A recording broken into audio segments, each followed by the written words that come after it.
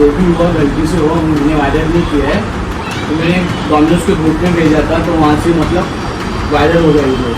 तो ऐसा कुछ नहीं हो, मैम ने मेरे को पेमेंट सब किया था। और कुछ ऐसा गलत पेमेंट में मत तुम कुछ भी करो, जो भी वीडियो वायरल कर रहा है मत करो प्लीज़। जी भैया, कुछ लोग हैं 2-3-15-20 दिन हो गए, बार बार आते हैं, कहते हैं तुम कौन हो, हम नाम बताते हैं मुसलमान हो, तो उनके यहाँ से दुकान हटाओ नहीं तो तुम्हें मारेंगे, यो है वो है, आगे की बात बताते हैं, लगाने नहीं दे रहे, यहाँ पे परेशान कर रहे हैं बहुत।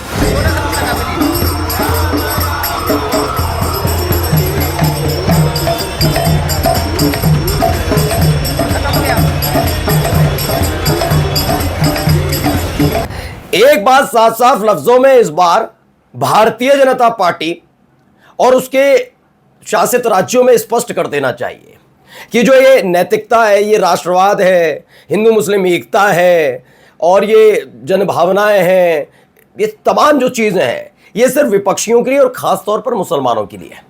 क्योंकि जब बात आती है इनकी फजीयत होने की, तो ये क्या करते हैं ना, एकजुटता दिखाने की कोशिश करते हैं। वो बात अलग है कि इन्हीं के तिहाड़ी मजदूर सोशल मीडिया पर उस वक्त भी गंदगी उगल रहे थे, धर्म देखकर मारा, ये किया वो किया, और इस देश की गोदी मीडिया, बिके हुए ईमान वाले लोग भी इस बात को हवा दे रहे थे। अब हालत यह है कि सीज फायर हुआ, वो अलग मसला चल रहा है, यहां पर हिंदू मुसलमान वाला खेल फिर से शुरू हो गया है। और बात हिंदू मुसलमान के खेल की नहीं है सिर्फ, अब आपकी भाषा को लेकर भी आप पर बहुत सारे दबाव डाले जा रहे हैं, और ये हो रहा है बीजेपी शासित राज्यों में। ये खबरें तो आपको दिखाऊंगा कि कैसे पाकिस्तान के समर्थन में नारे लगाते हैं मुसलमान, पाकिस्तान परस्त होते हैं। आज आपको यह भी दिखाऊंगा कि आखिरकार पाकिस्तान परस्त कौन है, उनके नाम, उनके नाम पढ़कर उनके धर्म को पहचानिएगा, जाति पहचानिएगा। और आपको दिखाऊंगा कि इस देश का सैनिक, इस देश की सेना, इस देश के जवान आखिर चाहते क्या है। उनका ये बयान जरूर सुनिएगा, यकीन मानकर चलिए, दिन रात हिंदू मुसलमान करने वालों के चेहरे पर कालिख पुत जाएगी। नमस्कार, मैं हूं प्रज्वल गौतम और आप देख रहे हैं the live TV. The live TV, सच सबसे आगे। शुरुआत इसी खबर के साथ करेंगे। पहले आप देख सकते हैं, इस लड़के को जरा गौर से देखिए। चेहरा देखकर तो किसी का पहचाना नहीं जा सकता कि वो हिंदू है, मुसलमान है, सिख है, ईसाई है, लेकिन इनको देखकर पहचान सकते हैं। यह है ऑपरेशन सिंदूर के दौरान पाकिस्तान समर्थक नारे लगाने पर शुभांशु शुक्ला बेंगलोर में गिरफ्तार किया गया। शुभांशु मेरे ख्याल से मुसलमानों में नाम नहीं होता, और शुक्ला तो ब्राह्मण ही होते हैं, यानी हिंदुओं में। अब यह आदमी गिरफ्तार कर लिया जाता है। इस खबर को दिखाया है, इसे द दलित वॉइस नाम के हैंडल से इसकी पूरी स्क्रीनशॉट शेयर किया गया। अब आगे आइए जरा, दिन रात आप कह रहे थे ना सबको एकजुट होना चाहिए, हम सब भाई भाई, और ये तमाम चीज़ें कर की जा रही थी, लेकिन ये भाई भाई वाला जो चीज़ें हैं वो सिर्फ एक जाति, एक धर्म तक सीमित है। उसके बाद देखिए, सावधान, सर्व समाज द्वारा ये निर्णय लिया गया कि इस गांव में मुसलमानों का आना सख्त मना है। ठीक है ना, ठिकाना गढ़ा, जय श्री राम, जय भवानी, ये करते नजर आ रहे, कार्रवाई कुछ नहीं। जाकर देख लीजिए, एक और सर्व समाज द्वारा ये निर्णय लिया गया है कि इस गांव में मुसलमानों का आना सख्त मना है। यहाँ पर ऐसे ऐसे बोर्ड लगे हैं, सावधान सावधान सावधान। एक जगह नहीं, शिवगढ़ में है, एक है बड़ी चौकड़ी है, ठिकाना डोबडा जगह है, वहाँ पर ये जगह जगह ये किया जा रहा है, महाराणा प्रताप को लेकर ये तमाम चीज़ें करके कि हमने ऐसे मना किया है।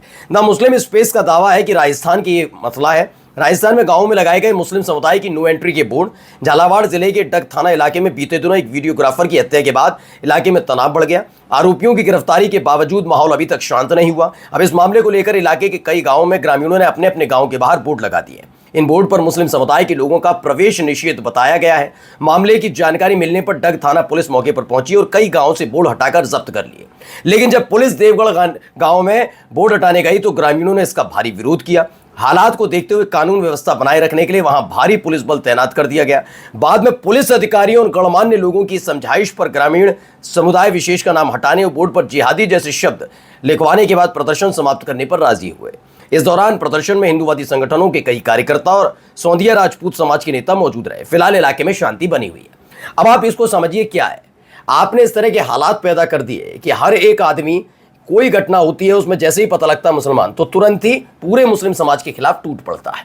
वो बात अलग है कि जब आपको देश की बात होती है, एकता की याद आती है, तो मुसलमानों का भी साथ चाहिए, लेकिन अपने शासित राज्यों में ये हो रहा है।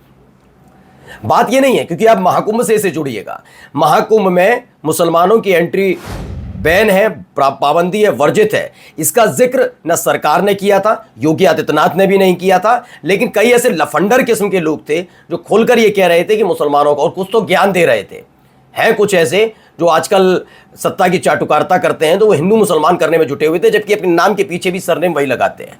तो ऐसे लफंडर लोगों ने भी माहौल बनाया। क्या उन्हें रोकना जरूरी नहीं था? क्या इन्हें रोकना जरूरी नहीं है? कब तक आप पुलिस को बिठाएंगे, प्रशासनिक व्यवस्था बनाए रखेंगे? ये कोई तरीका होता है? इतनी सख्ती क्यों नहीं है? और ऐसे लोग जो हिंदू मुसलमान करते हैं उन पर कार्रवाई क्यों नहीं होती? और बात सिर्फ मुसलमानों की नहीं है दोस्तों। अब आइए इस खबर पर, एनडीटीवी की खबर है, पहले सुनिए यहाँ क्या कुछ किया जा रहा है, क्या हो रहा है, देखिए इनका।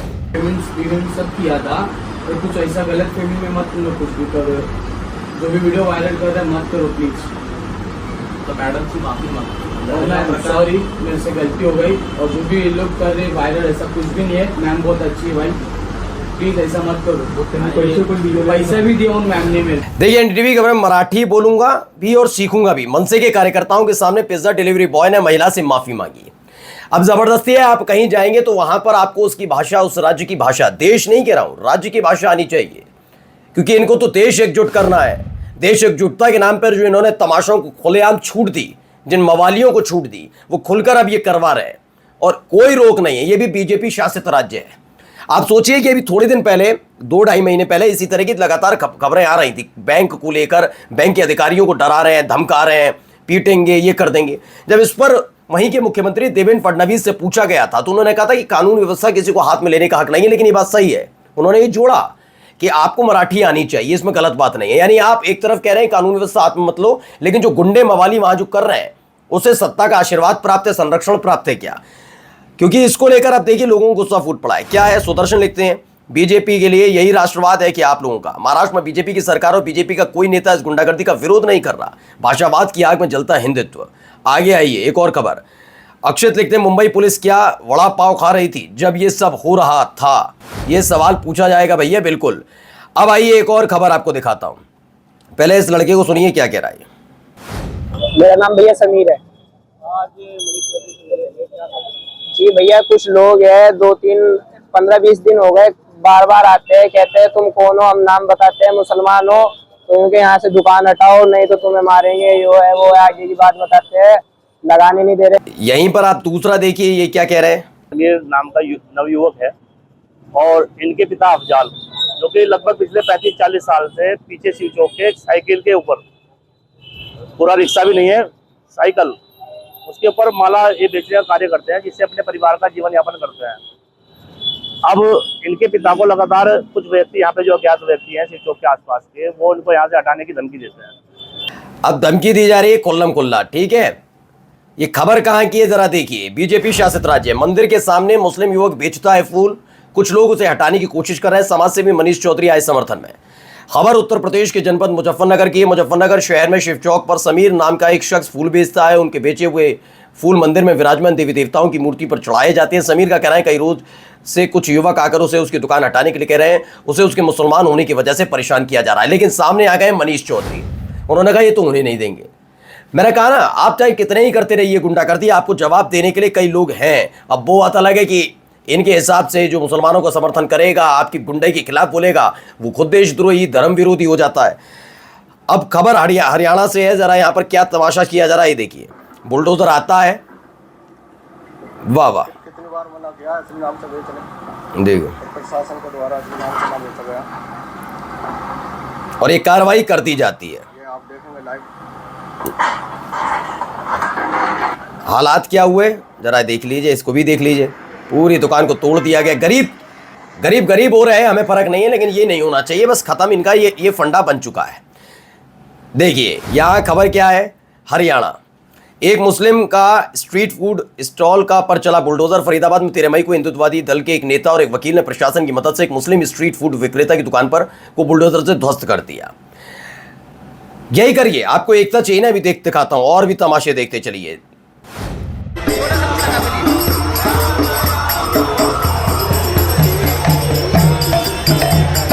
दिल्ली पुलिस लिखा हुआ है। मोहम्मद अली कहते हैं मुसलमान खुले में कुछ देर के लिए शांतिपूर्ण तरीके से नमाज पढ़ ले तो जांच बैठ जाती है, एफआईआर दर्ज होती है, लेकिन ये लोग तेज आवाज में खुलेआम भजन गा रहे हैं, इनके खिलाफ कोई कार्रवाई नहीं होती। वीडियो राजधानी दिल्ली के चांदनी चौक का है। मैं फिर कहता हूं कि इस पर किसी को आपत्ति नहीं होनी चाहिए। लेकिन हाँ, ये बात भी सच है कि जब मुसलमान कर लेता है तो इन्हें दिक्कत क्यों होती है। ये किस तरह का देश इन लोगों ने बना दिया है, आप खुद देख रहे हैं। और देखिए, सुनिए क्या कहते हैं इस देश का सैनिक, क्या कह रहा है। लोगों के सामने खड़ा हूँ। मैंने मेरे सर्विस के दौरान सर 4 से 5 डेड बॉडी जवानों की घर पहुंचाई है। और जब किसी जवान की डेड बॉडी घर पहुंचती है, उस परिवार पे, उस माँ पे, उसकी पत्नी पे क्या असर होता है, ये मैं बयां भी नहीं कर सकता हूँ, क्योंकि मैंने अपनी खुद आंखों से वो मंजर देखा है। क्योंकि हम सब जानते हैं ये हिंदुस्तान एक है, ना ही हिंदू का है ना ही मुसलमान का। अब पता नहीं ये बात भी इनको अच्छी लगे ना लगे, जो हिंदूवादी दल के नाम पर इस देश को हिंदू राष्ट्र बनाने का सपना देखकर पाले बैठे, वो खुद भी जानते हैं हिंदू राष्ट्र का कोई मतलब नहीं है, नहीं होगा, लेकिन उसके बावजूद उनकी रोजगार चलता रहता है, दिहाड़ी मजदूर जो ठहरे। यूसुफ खान ने यही कहा, भारत हिंदू या मुसलमानों का नहीं बल्कि सबका हिंदुस्तान है, और ये बात शायद पसंद है। आप देखिए, सुप्रिया श्रीनेत का एक ट्वीट है, मोदी जी के अमृतकाल में सच लिखना और बोलना पाप हो गया। इसका ताजा उदाहरण गुजरात से। गुजरात का प्रमुख अखबार है गुजरात समाचार ने हमेशा सत्ता को जवाबदेह बनाने का काम किया। इसी के चलते बीजेपी का फ्रंटल बन चुके इनकम टैक्स और ईडी ने गुजरात समाचार और उसके टेलीविजन चैनल GSTV के अलावा अन्य व्यावसायिक संस्थानों पर धावा बोला। गुजरात समाचार के 73 वर्षीय डायरेक्टर बाहुबली भाई शाह को 2016 के IPO में तथाकथित अनियमितताओं का आरोप लगाकर गिरफ्तार कर लिया गया। इससे पहले गुजरात समाचार के एक्स हैंडल को भी भारत में ब्लॉक किया गया। ये सारा खेल हो रहा है, लेकिन लोकतंत्र जिंदा है। बोलो जिंदाबाद। प्रशांत कनौजिया की खबर है, मणिपुर जल रहा है, लेकिन वहां के DGP साहब अपना काम साम छोड़कर झारखंड के क्रिकेट एसोसिएशन चुनाव प्रचार में जुटे हैं। यह खबर न्यूज 18 की है।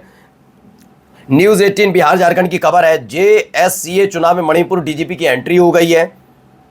झारखंड के चुनाव में राजीव कुमार है मणिपुर के DGP, लेकिन वहां फर्क नहीं पड़ता क्या हो रहा है। पहले हम झारखंड क्रिकेट एसोसिएशन में चुनाव में प्रचार करेंगे। अजय नाथ के लिए वोट मांगे जा रहे हैं। उनको भी पता है जब सरकार 2 साल तक कार्रवाई नहीं करती और अचानक से यहां पर राष्ट्रपति शासन लगाती है तो लंबा समय खिंचेगा। सोचिए, जैसी सरकार वैसे ही उसके अधिकारी। नमस्कार। द लाइव टीवी, सच सबसे आगे।